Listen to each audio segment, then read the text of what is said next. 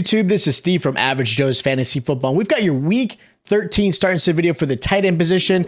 Hopefully you guys have already checked out our wide receiver, running back, and quarterback starting set video and led you to this tight end video as well to get you guys ready for Week 13. Again, there is 2 weeks left of most leagues until the playoffs start. So every start you put is going to be very crucial. So if you have questions of your lineups, again, hit us up in the comments down below and we'll be able to answer any of those questions for you, whether it be tight end or of course other positions. Feel free to ask away.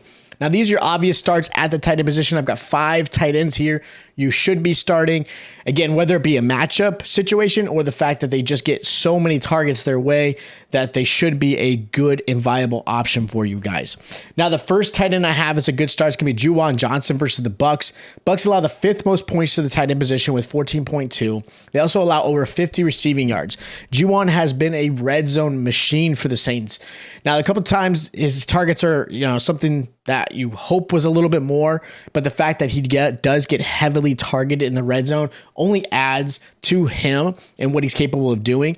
And this game is going to be either a close game, which I expect it to be, or a blowout. Either way, Andy Dalton's going to rely on Juwan because the fact is really not a lot of weapons and the receiving option besides Olave, right? You got Callaway, but he's been off and on, and Kamara's been shut down for the most part the last few weeks. So I like Juwan, and he should be in your lineup. Another tight end you should be starting is Dalton Schultz versus the Colts. Schultz saw plenty of targets last week and really made me look bad as far as my take of him sitting.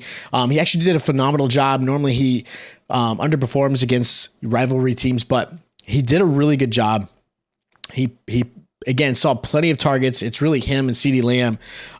Gallup would get sprinkled in. I wish he would get a little bit more targets, but really Schultz is the guy. Colts are average against tight ends. They allow only 11.8 points and 47 receiving yards. So if he can get you 12 points to 15 points, that's a great week for a tight end. Again, that's all you're hoping for is at least double digits for your tight end, unless of course you have Travis Kelce who's just getting 20 plus points. All right.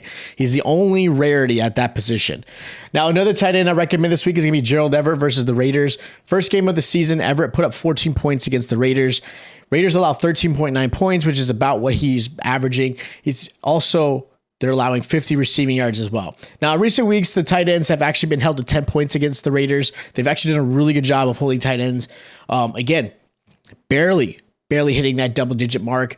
But I don't see that as a bad thing. I think Everett's got a good matchup with them.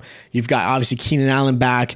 I think this is going to be a nice little shootout between the two teams. And obviously, Chargers are fighting for a playoff spot, so this is really big. So I do see Everett being pretty targeted heavily, probably 5 to 6 targets, converting at least 4 of those into about 50, 60 yards and hopefully a touchdown. Now, a tight end I'm going to sit this week is going to be Jelani Woods versus the Cowboys. The only reason I'm mentioning Jelani Woods is that his performance last week was just phenomenal. I loved him coming into the NFL, and I thought there could have been a little bit more out of him, but unfortunately, obviously, the quarterback play and the Colts offense in general has just struggled. But there's been a little bit of resurgence, obviously, with Jeff Saturday at the head coaching spot. So that does play a factor. But the reason I put him is just because people have been asking if Jelani should be put in there based off what he was able to do.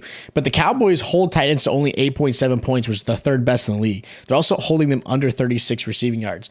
So even though he may have been hot last week, I'm not trusting Jelani Woods against the Dallas Cowboys defense, especially with the fact that Matt Ryan's going to be under pressure constantly. I just don't see him having enough time to rely on him. Another tight end I'm sitting this week is going to be Robert Tonyan versus the Bears. Tonyan is up and down all season as a tight end. Some games he gets plenty of targets and turns them into decent yards. In other games, he's just non-existent. He doesn't get a target, maybe gets a couple, and he might get you 3 or 4 points. It's not a tight end I'm going to play, and the Bears actually are pretty good defense against tight ends. They only allow 9.1 points and 37 receiving yards. So not only is the matchup really tough for Tonyan, the fact is the whole Aaron Rodgers injury, his zip on the ball is in the same with his thumb injury.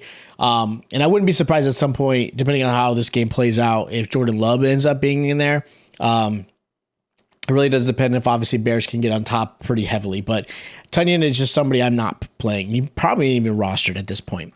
Greg Dulcich is another tight end I'm sitting this week against the Ravens. Now, this should be a shootout. So the game is expecting where Denver is playing catch up, playing behind. So the game script is very good for Dulcich. It's very tempting to put him in your lineup just because of the fact that he's going to need receptions.